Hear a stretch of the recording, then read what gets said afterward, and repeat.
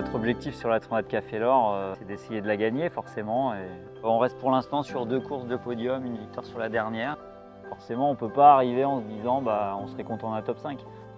Moi, je suis arrivé début d'année dans le projet, mais avec un bateau quand même, comme disait Fabien, vraiment performant dans toutes les conditions et toutes les allures. Donc là, c'est un bateau assez facile. Avec Pierre, on se connaît depuis très longtemps parce qu'on faisait déjà du 470 l'un contre l'autre. Quelqu'un qui sait faire avancer vite un bateau, qui sait faire de la stratégie et de la navigation, qui sait tout faire tout seul aussi. Partir avec Fabien, c'était un honneur.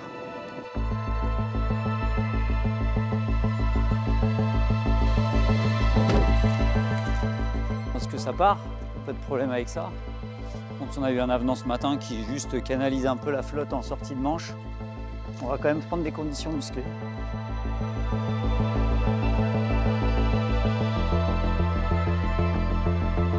Dernière nuit, le matin du départ, il y a toujours un peu d'appréhension. Là maintenant, hâte d'être sur l'eau, hâte de faire de se concentrer dans la course, d'être vraiment libérer tout ce stress de départ et être dans l'action, quoi. Il faut qu'on parte d'ici, c'est sûr.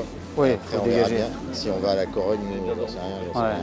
Voilà, on essaye de limiter au maximum l'imprévu et malgré tout, les fichiers ne sont pas calés. Il y a forcément un peu d'appréhension parce qu'on va dans du gros, donc il faut que le matériel tienne. Nous, on sait qu'on tiendra. Maintenant, il faut que le bateau, on ne l'emmène pas dans des situations qui ne vont pas passer, quoi.